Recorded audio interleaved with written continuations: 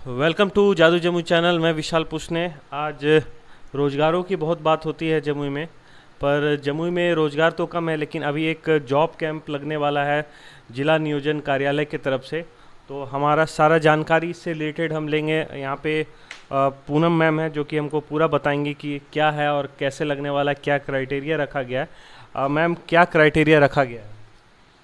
अभी हम लोग ये कैंप लगवा रहे हैं। 28 जून को कैंप लगेगा एक। SIS सिक्योरिटी की तरफ से है। इसमें 100 पद की बहाली के लिए युवक बेरोज़गार हैं वो लोग आवेदन कर सकते हैं। 100 पदों के लिए है ये। और 167 हाइट है जिनकी सेंटीमीटर, वो बच्चे इसमें भाग ले सकते हैं। और जिनकी उम्र आयु सीमा 21 से 37 वर्ष है वो लोग इसमें भाग ले सकते हैं। सैलरी क्या रहेगा? सैलरी जैसा उन्होंने द्वारा दिया गया है, 10,000 से 15,000 तक की सैलरी होगी per month.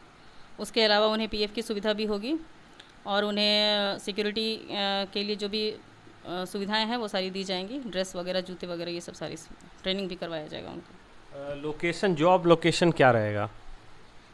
All over Bihar है और इवन कहें कि पैन इंडिया है, लगभग पूरे इंडिया में भी। वो SIS सिक्योरिटी के बारे में हम लोग जानते हैं कि जहाँ भी आवश्यकता होती है, यहाँ से ट्रेनिंग लेने के बाद वो जहाँ उनको सुविधा होगी उनको वहाँ भेजा जाएगा।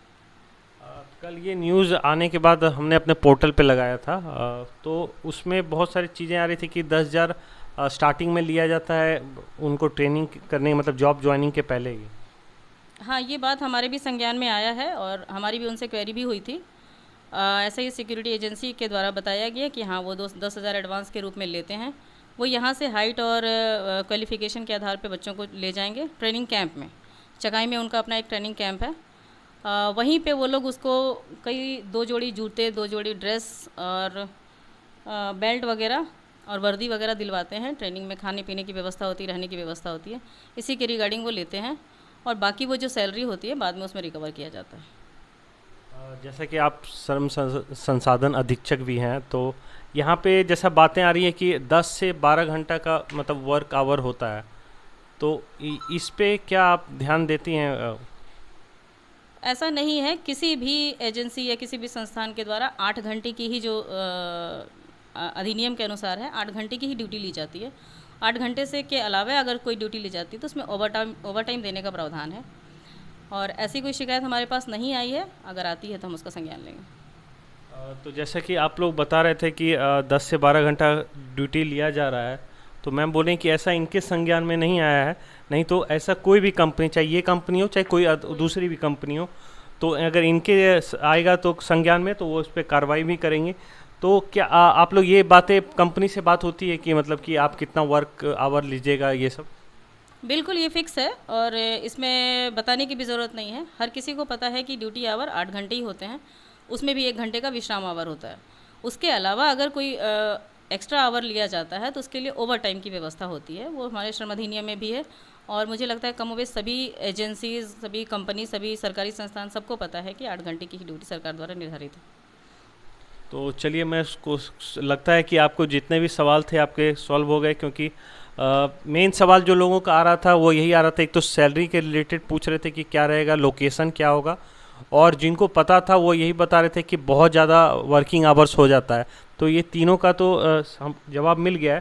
तो ये जो मेगा कैंप लगेगा उसमें मतलब कि बहुत लोग आएंगे, तो क्राइटेरिया जैसे कैसे कैसे मतलब इसके बीच में आप कैसे निकालिए, क्योंकि ये क्राइटेरिया फुलफिल जो दिया गया है वो करने वाले बहुत लोग होंगे, तो उसके बीच में कैसे होगा? कुछ लोग बोलते हैं कि कहीं मतलब पहले से तो कुछ नहीं रहेगा, तो इसको ओपन मतलब रखने के लिए आप कैसे करिएगा? नहीं, ये बिल्कुल ओपन तरीके से ही कैंप का आयोजन है। इसमें कहीं कोई ऐसी छुपने वाली प्रक्रिया नहीं है। 28 जून को हमारे नियोजन कार्यालय कैंपस में आएंगे लोग।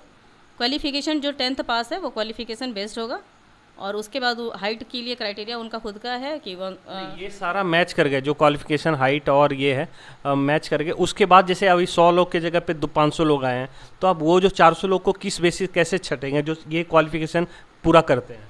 ये तो अब उनकी सीट पे है। उनको अभी 100 लोगों की आवश्यकता है तो 100 लोगों का ही चयन करेंगे। वो उनके ऊपर डिपेंड करता है। बाकी अगर ज़्यादा कैंडिडेट होंगे तो हम लोग उसको दोबारा कैंप करने के लिए कहेंगे, क्योंकि इस एजेंसी के द्वारा लगातार कैंप के लिए हम लोगों से अनुरोध किया जा रहा है। तो क्या समझे कि फर्स्ट कम बेसिस, मतलब जो पहले 100 लोग आए रजिस्ट्रेशन के टाइम उनका हो जाएगा इस, अगर जो ये क्राइटेरिया पूरा करते हैं? हाँ बिल्कुल वही होना चाहिए, जो पहले आएंगे पहले उनका जो पूरी तरीके से क्राइटेरिया को फुलफिल करेंगे उनका ही चयन लिया जाएगा। तो एक चीज़ और बड़ी बात सामने आ रही है कि जैसे ये क्राइटेरिया जो 10th पास हैं, हाइट है और आपकी ये चीज़ें हैं, ये आप फुलफ़िल कर रहे हैं, तो इस तरह के बहुत लोग होंगे जो फुलफ़िल करेंगे, पर फर्स्ट जो 100 होगा उनको लिया जाएगा, क्योंकि ये क्राइटेरिया पूरा करने वाले बहुत लोग हो सकते हैं कि उसमें आ जाएं। एक चीज़ ये आपको ध्यान देना है, और दूसरा कि आपको एक नियोजन कार्यालय बहुत लोग को पता नहीं होता है, वो बहुत अंदर में है, तो उसका एड्रेस आप ही बता दीजिए। अशोक टाउन हॉल के जस्ट अपोजिट साइड में नियोजन कार्यालय भवन है हमारा। अभी फ़िलहाल वो किराए के मकान में है, और अगर वो भीड़ ज़्यादा होती है तो हम लोग किसी टाउन हॉल या फिर दूसरी व्यवस्था भी कर सकते हैं। तो चलिए 28 तारीख को अभी जॉब कैंप में अगर आपको ज़रूरत है या आपके आसपास कोई जानकार है तो वीडियो शेयर करिए और उनको बताइए कि आप जा कर के एक बार देख सकते हैं, खुद से समझ सकते हैं। मैं विशाल पूछने, जादुई जमुई से।